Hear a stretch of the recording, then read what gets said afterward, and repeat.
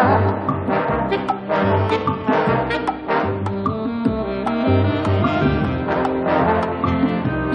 やかな丘を縫って駆けてくる馬車迎えに来るの迎えに来るのね誰かが私を連れて行くのね白い花の道へ風のふるさとへ連れて行くのね連れて行くのね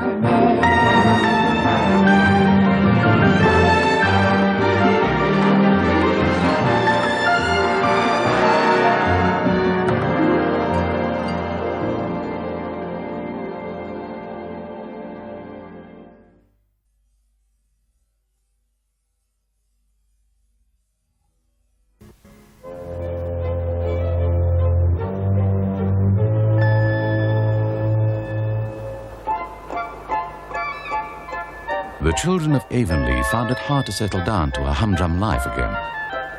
The excitement about their successful Christmas concert still lingered in their hearts.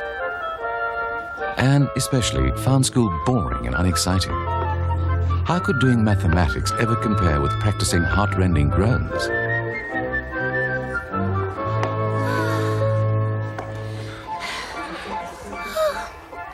I think life will never be quite the same again as it was in those golden days before Christmas. Don't you agree?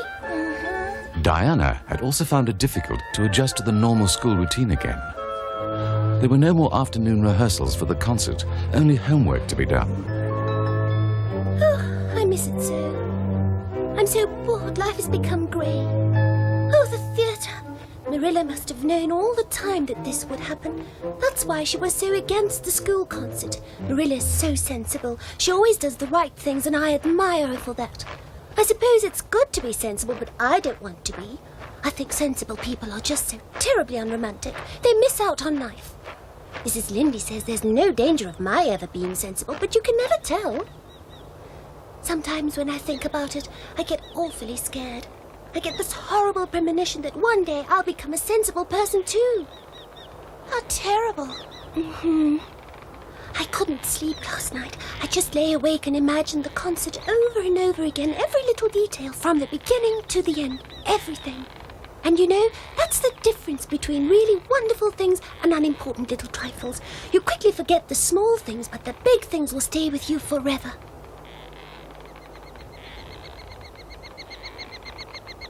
They sometimes get a little muddled in your mind. How could you prevent that? I'll have to think about that. Have you thought of anything yet? No. Although no one would have thought it possible at first, the school concert became more and more of a distant memory. There were more exciting things than living in the past. Miss Stacy was skillful enough to get the pupils enthusiastic about other things. However, the concert did have a few repercussions. Kitty Andrews and Emma White had such a big fight about their seats at the concert that they no longer sat at the same desk, and a devoted friendship of 3 years was broken up. Josie Pye and Julia Bell didn't say a single word to each other for 4 months because Josie Pye had told Bessie Wright that when Julia Bell bowed before the audience, she looked like a chicken about to lay an egg. The school was divided into 2 camps, the Sloanes and the Bells. The Bells declared that the Sloanes had had too much to do in the program, and the Sloanes retorted that the Bells hadn't been capable of doing properly what little they had to do. Diplomatic relations were suspended. A Cold War was waged between the Sloanes and the Bells. Finally, Charlie Sloane fought Moody Spurgeon Macpherson because Moody Spurgeon had said that Anne Shirley put on airs during her recitation at the concert. Moody Spurgeon came off second best in the fight, and his sister Ella May blamed Anne for her brother's terrible humiliation. She refused to greet her or to speak to her. Ella May's Cold War against Anne lasted the rest of the winter. With the exception of these trifling clashes, everything went well in Miss Stacy's little kingdom. and she had no reason to worry about her pupils. The winter week slipped by without anything unusual happening. It was an exceptionally mild winter, with so little snow that Anne and Diana could go to school nearly every day by way of the birch path that they loved so much. She said we should keep our eyes and ears open if we really want to find out more. Only then will we actually understand what winter wants to tell us. Yes. Miss Stacy had told the children that they would soon have to write a composition on a winter walk in the woods, so Anne and Diana were more alert and observant than usual. Footprints! Must be an animal. You're right. Look, there are rabbit footprints. Yes. They're still fresh. He must have run past here just before we came. Say, Diana, what do you think of my being 13 years old today? It's your birthday today. I completely forgot. I'm so sorry. Don't worry. When a girl turns 13, she's right on the verge of making it. Just 2 more years. Just 2 more years and I'll be 15. When you turn 15, you're almost grown up. I can't wait for that. Because then I'll be able to say what I want to without being laughed at all the time. When I'm 15, people won't dare to call me a precocious little girl anymore, Diana. You've already been 13 for a month. I suppose you've sort of grown used to it by now, but for me it's such a novelty. When I opened my eyes this morning, life suddenly seemed much more interesting. Ruby Gillis told me the other day she wants a beau as soon as she turns 15. Oh, well, that's typical of Ruby Gillis. She thinks of nothing but beaux. Every time someone writes Ruby Gillis loves so-and-so on one of the classroom walls, she pretends to be furious. Actually, she loves it. You shouldn't say such things. You're right. Miss Stacy says it's uncharitable to say things that you aren't sure of, but it's so difficult to control your thoughts. They keep popping up. For example, when I hear Josie Pye's name, I immediately see red and something nasty always slips out of my mouth, so it's better not to mention Josie Pye when I'm around. There are no nasty things left for you to say about her. Oh, that's true, you know. I'm trying my very best to be like Mrs. Allen. She's simply perfect, and Mr. Allen thinks so too, I know it for a fact. Do you know what Mrs. Lindy said about him? She said he's so besotted with her that he worships the ground she walks on. He actually idolizes her. Mrs. Lindy doesn't think it right for him to show his feelings for her so openly. A minister shouldn't bestow his affection so much on a mortal being. He should dedicate his life to eternal things. But I feel even ministers are only human, and all normal people have their little weaknesses, and we all sin from time to time, don't we? My little weakness is living in a dream world, imagining too much. I dream for hours and hours and hours, and then I forget all about my duties, and that makes Marilla furious. But who knows? Maybe I'll get on better now that I'm 13. Maybe. Do you realize in 4 more years we'll also be able to put our hair up?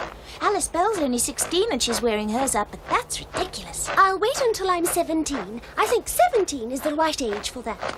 Anyway, if I were Alice Bell, I would never ever wear my hair up. Her nose is much too crooked. There it popped out again, just like that. And I nearly said something else too, something extremely uncharitable. I nearly compared Alice Bell's nose with mine, but then I swallowed the words just in time. Anne! You know, I'm afraid I think about my nose too much, ever since I heard that compliment about it long ago. I know it's wrong, it's vanity, but I just can't forget it. Well then don't, Anne. Enjoy your nose. A rabbit! Look behind you. Do you think the footprints we saw earlier on could have been his? We'll ask him. Were those your footprints we saw a little way back, Rabbit? Hey! What a pity rabbits can't speak to us in our language. It is. We must remember the rabbit for our winter composition. Yes, and the view from here, we must remember that too. I think the woods are just as lovely in winter as in summer. They're so white and still, as if they're dreaming pretty dreams. Woods can't dream. Of course they can.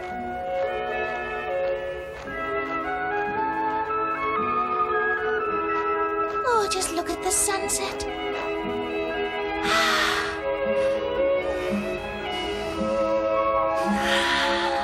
That composition about winter and about a walk in the woods, I won't find that difficult to write. But I'm not getting anywhere with the composition we have to hand in on Monday. I like Miss Stacy, but she can be so impossible. How could she expect us to write a whole story out of our heads? Oh, come on, it's as easy as winking. It's easy for you, Anne. You have an imagination, but I was born without any. Don't want as much imagination as you have, just a little bit of it. I suppose your composition is all done and ready by now. Mm-hmm. I wrote it last Monday night, all of it. It's called The Jealous Rival. I had to choose between that and In Death Not Divided, so I chose Jealous Rival. But it sounds like a really professional story, Anne. Mm-hmm. I read it to Marilla and she said it was absolute nonsense. She didn't like it at all. And so the two of them were united in death. A good story. You know, it's a very sad and very romantic story. So sweet and sad. I cried like a child while I was writing it. It felt as if my heart was breaking. Mm-hmm. Do you want to hear it? Mm-hmm. The story is about two beautiful maidens. They lived in the same little village and they were devotedly attached to one another. The two maidens were Cordelia Montmorency and Geraldine Seymour. Oh, such beauties. Cordelia was a brunette with midnight hair and dark, flashing eyes. Geraldine was exactly the opposite. Mm-hmm. She was blonde, fairy tale princess with hair like spun gold, and her eyes were a shining velvety purple. Oh, I've never seen anyone with velvety purple eyes. Have you, Anne? I haven't either, so don't feel bad about it. I made up that colour for Geraldine. I wanted something out of the ordinary for her. All right? Her skin was smooth as porcelain, her eyebrows were as dainty as butterflies' wings. Now I know what they looked like, but what became of the two of them? Anne! Oh. What's the matter with you? You can't stay out in the cold forever. You'll catch your death. Come inside. Sorry, Diana. I'll have to tell you my story some other time. Till tomorrow. See you tomorrow, Diana. Keep well. Oh, Cordelia and Geraldine. Like Anne and me. Beautiful. Why can I never think of anything like that?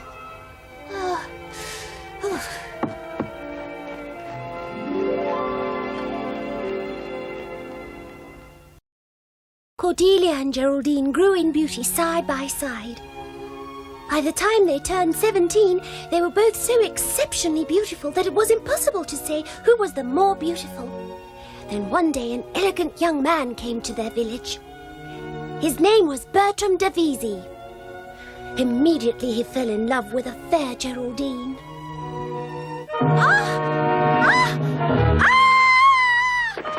But alas, a few days later Geraldine's horse ran away with her, alone in the carriage. Bertram Devizzi chased after her, determined to save his love's life.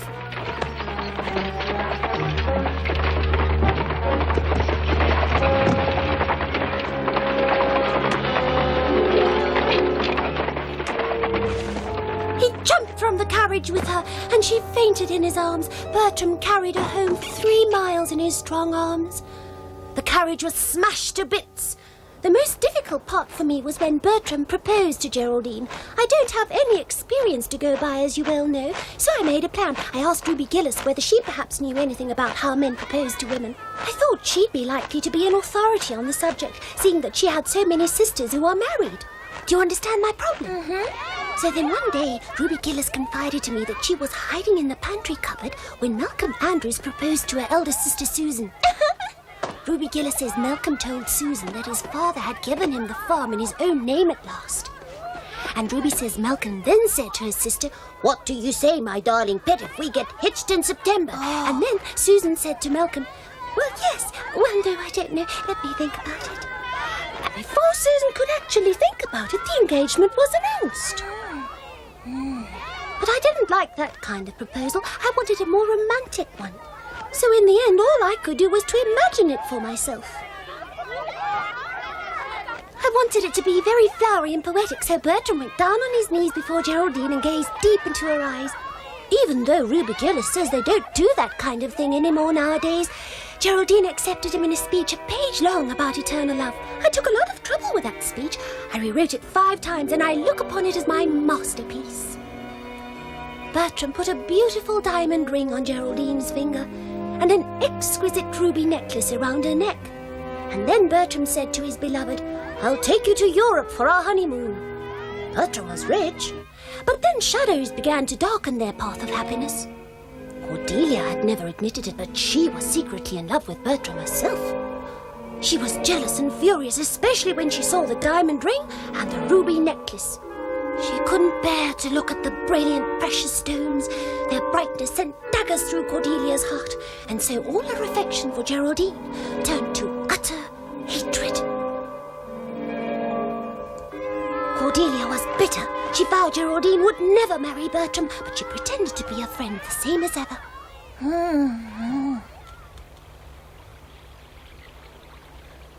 One evening, the two maidens were standing on a bridge, looking at the rushing, turbulent stream. Cordelia thought she was there, all alone with the unsuspecting Geraldine, and so she...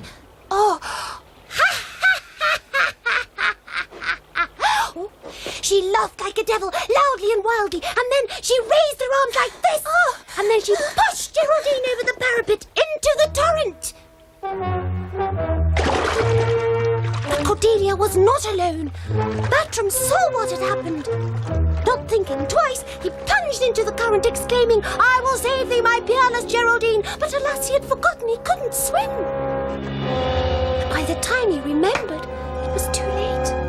They both drowned, clasped in each other's arms in a tight embrace, eternally one, in death not divided.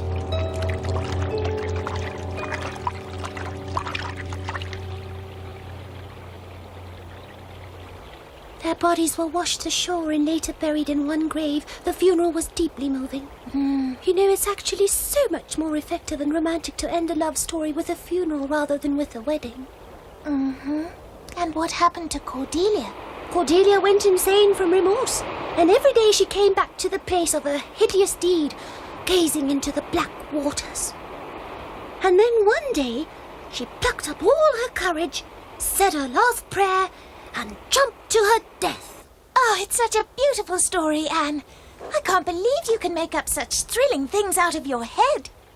I really admire you for it, Anne. You know, your story is so good and I can't come up with anything. I don't have any imagination. Oh, of course you have. It's only a matter of cultivating your imagination, that's all. Let's start a club of our own where we write stories for practice, just the two of us. I'll help you until you can write them yourself. We'll call it our story club. What do you think? Look, you most probably won't like the first story you write, but you'll soon see practice makes perfect. That was how the story club came into being. At first, it was confined to Diana and Anne, but soon it was extended to include Jane Andrews and Ruby Gillis, as well as a few others who felt their imagination needed cultivating. Boys were not allowed in the club, of course, although Ruby Gillis thought it might be exciting to have them around. Ruby Gillis was outvoted. The story club remained exclusively for girls. It's really very interesting, Marilla. Every time each member gets a turn to read a story out loud. And then all of us discuss it together. But of course nobody knows who wrote which story, so we aren't afraid to say what we think. Every one of us writes under a nom de plume. That's a pen name.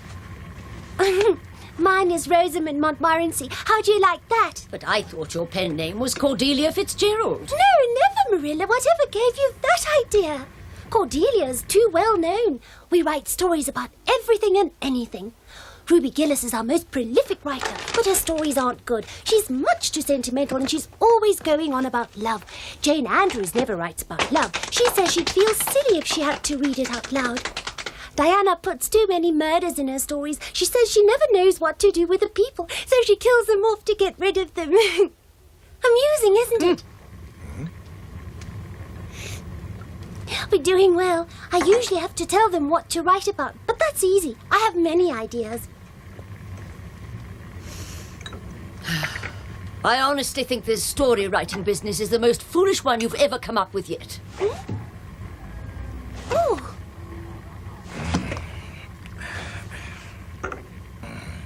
You girls just pack a load of nonsense into your heads, and you're wasting precious time that should be spent on your lessons. Our stories aren't just a load of nonsense, really. We make sure they have a moral in them. All the good people are rewarded and the bad ones are punished. So you see, we always write stories that you can learn a lesson from.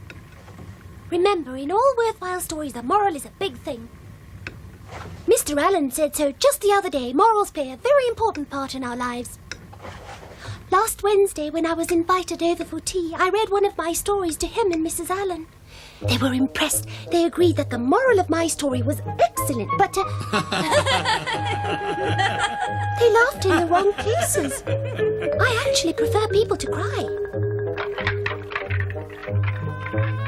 Jane and Ruby are my staunch supporters. They laugh in all the right places. Diana wrote her Aunt Josephine a letter to tell her about our story club. Aunt Josephine wrote back immediately. Diana got her letter a week later. Aunt Josephine wanted us to send her some of our stories.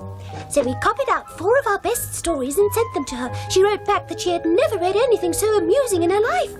And that's actually been puzzling all of us. Because the stories we sent her were very sad and tragic.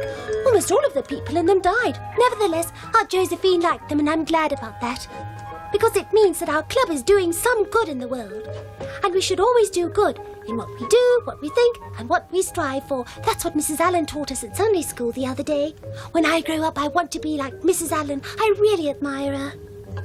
Do you think I'd ever be able to be as good as she is? No, I'm afraid I don't think there's much chance of that. Really not? Oh. No, Anne. I'm sure Mrs. Allen wasn't such a silly, forgetful girl as you are, and she couldn't have talked as much as you do. No, but she wasn't always as good as she is now. She told me so herself. She was dreadfully mischievous as a girl. She said she got into trouble all the time. She always said or did something wrong or bad. It gave me hope. I felt so encouraged when I heard that. You know, Marilla, sometimes I feel ashamed. What's wrong with me? Why am I so wicked? Why do I feel encouraged when I hear that other people have been bad and mischievous? We shouldn't be glad about something like that. Mrs. Lindy says that she is shocked when she hears of anyone having been naughty, no matter how young they were. She says she once knew a minister, and he was a thief as a child. He confessed it to her himself. He once stole a strawberry tart from his aunt's pantry. Mrs. Lindy says she never had any respect for that minister again. I don't agree with her. I think it was noble of him to confess to what he'd done. I find it encouraging.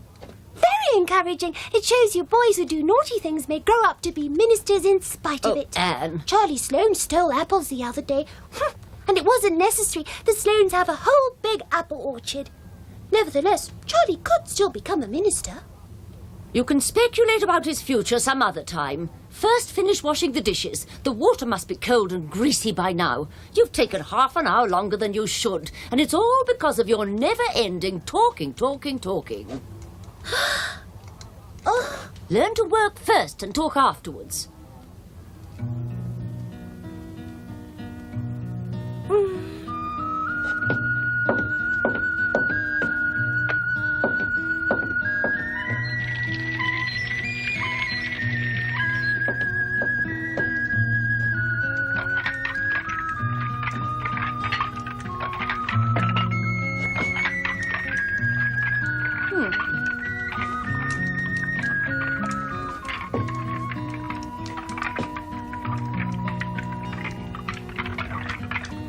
Imagine Charlie Sloane becoming a minister. People would be astounded. Please try to be quiet for once in your life. Just for once, please. I need some peace and quiet.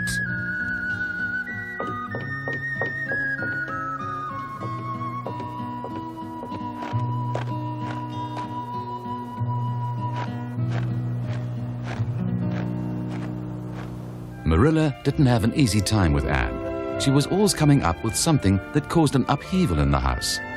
But this time Anne really went too far. She tried to dye her hair, and the result was disastrous. But more about that next time.